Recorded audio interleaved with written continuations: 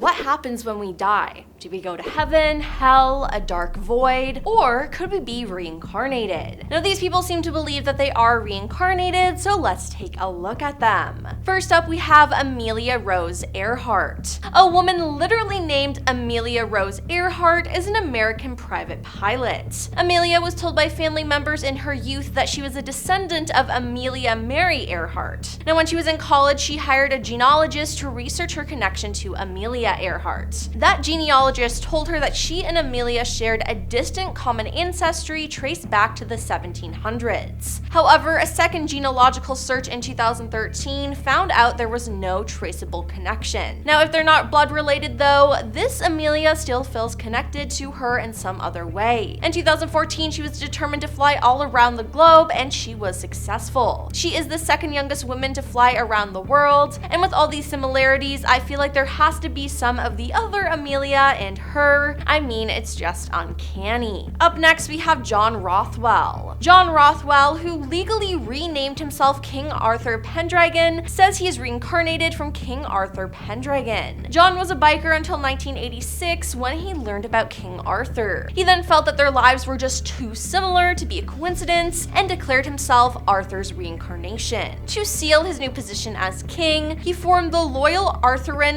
warband consisting of his loyalists. He even went as far as knighting some of them. He holds worship sessions at Stonehenge, where English heritage charges him and his followers to park their vehicles. Now, King Arthur said that no one charged him in his previous life to tether his horse at Stonehenge, so why was the present different? Now, I mean, he kind of has a point. No? Now, he challenged the legality of the parking tickets in court, claiming it infringed on his right to worship. The judge ruled that the parking fees were a reasonable and legal measure. Meanwhile, the king insists the charges are unfair and a violation of his human rights, since he's being made to pay to pray. But yeah, I'm sorry, this just sounds like he's delusional.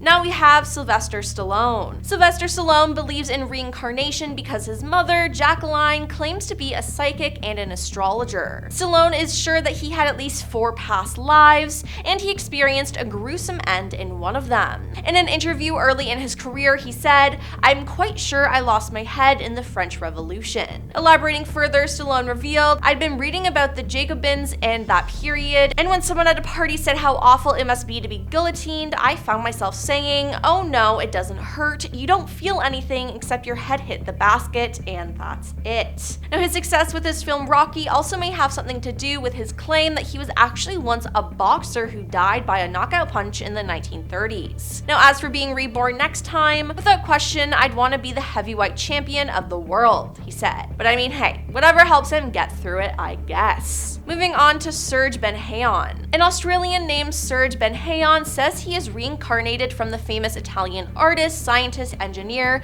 and architect Leonardo da Vinci. Serge is the founder of Universal Medicine, which has been described as controversial as he has been criticized for his highly unorthodox practices. For instance, Serge claims his historic breast massage can cure a person of cancer. Now, would Leonardo da Vinci really come back and do that?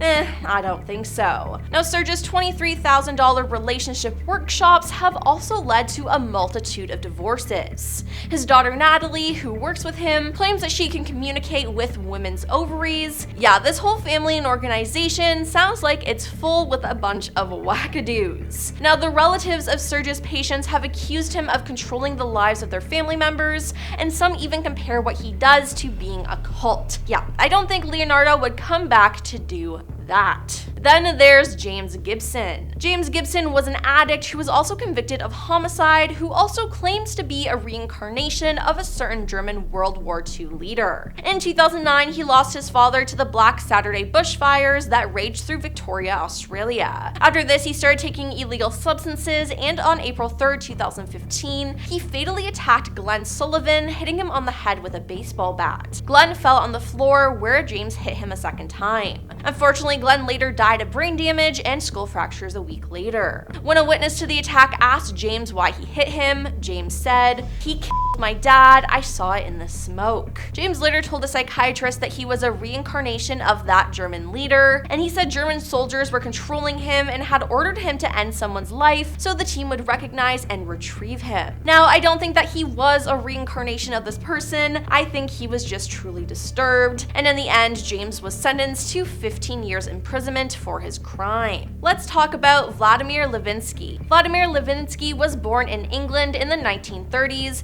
and he had such a gift for playing the piano that he was able to teach himself to be a concert pianist, which is just like super impressive.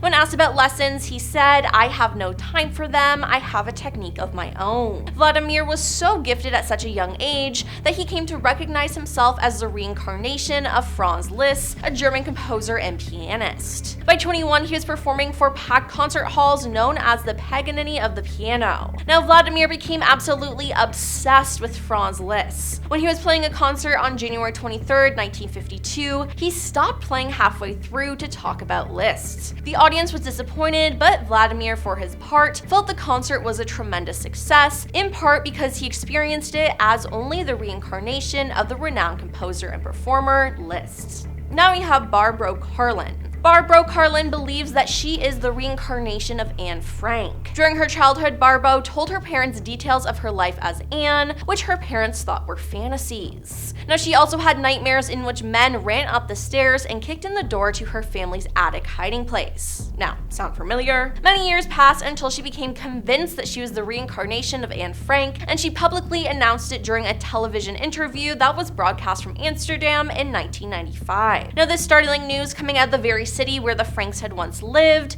left Dutch viewers both amazed and shocked. Barbro received her first validation of being Anne Frank in her childhood when she was able to find her way directly to the Anne Frank house in Amsterdam without any directions. She also knew things about the house that she shouldn't have been able to know. Now, after her adolescence passed, Barbro's past life memories began to fade, which was a relief to her as she could now finally lead a normal life, but it was not until she was in her 40s that past life memories began to emerge again. Though these past life memories were painful, they gave Barbro the will to write her book, And the Wolves Howl. Barbro relates that she wanted to show that through these guards, these wolves participated in her prosecution in the Anne Frank lifetime, she would not allow them to hurt her again in contemporary times. She wanted to share with others that the soul preserves, and in this way to provide comfort to others. Now, this book caused angry protests as well as attempts to stop its publication from a small section of the Jewish population. On to Chris Vicens. A shop assistant named Chris Vicens is convinced that he was once Marilyn Monroe. In therapy, he said, "When I first awoke from my session and the therapist told me what I said, I thought, no, that's not possible. What are the odds of that happening?" Adding, "Each time I regress, I learn a little more. I like to think that I am a sane and rational person. I am definitely not making this up. Why would I open myself to ridicule?" He says that during just 5 sessions with regressional therapist Fiona Childs, he has learned details of the life of Marilyn that he simply did not know before. "On one occasion, I was with her mother in a farmhouse which was empty apart from a white object in the front room. Afterwards, I got a book on Monroe and discovered that although she spent most of her life in orphanages, she spent a short time with her mother. During this period, her mother bought a house and furniture on credit. Within a month, all the belongings had been repossessed apart from a giant white piano, and that is what I saw in my vision." Now, Chris also said that he experienced Marilyn's death. "Everyone thinks she was found naked in her bedroom after ending her own life, but I know the truth. She was murdered in her pool house, then dragged to the bedroom and stripped. 5 people were involved in her death," he said. Now, do you believe him? Next up is Helan Smith. Helan Smith claimed to be reincarnated from the famous French queen Marie Antoinette. She also claimed to be the reincarnation of the daughter of an Arab Sikh and the wife of a Hindu prince. She worked as a spiritual medium, claiming to receive messages from unseen creatures. She frequently fell into trances during which she claimed to communicate with Martians. She also said she understood the language spoken on Mars and would often speak and write what she purported to be Martian. She also made drawings of what the terrain of Mars looked like. Her drawings of Mars showed beings, boats, houses, plants, bridges, and lakes scattered along the Martian terrain. Now, I don't know, with her being a medium, I feel like this one is more realistic than some other people on our list, but who knows? And last on our list, we have Tina Turner. Singer Tina Turner was first introduced to bizarre religions and beliefs in the 1970s. In 1977, she visited a psychic named Carol Dreyer, who read her soul aura and told her that she had a previous life in ancient Egypt. Carol said that Tina was in this lifetime working to fix the mistakes she made in her past life. Since then, Tina was convinced that she was once the female pharaoh, Hatshepsut, who ruled in the 15th century BC. She then said she felt a strong connection. Tina said, "I spent holidays there because I felt so strongly connected to Egypt," she said in an interview. This strange feeling of recognition became very strong when I was in Egypt at excavations and saw images of Amenhotep, a pharaoh from the 18th dynasty. Something strange happened to me. I knew that I was one of the portrayed figures, that I had lived there in that time. Now in her song, I Might Have Been Queen, she alludes to her reincarnation, and it seems like she really believed in it. Well, that's all for our list of people who thought that they were reincarnated. Now, do you believe in reincarnation? Let us know your thoughts in the comments down below, and don't forget to like and subscribe while you're down there. I'm your host, Emily, and we'll see you next time. Peace.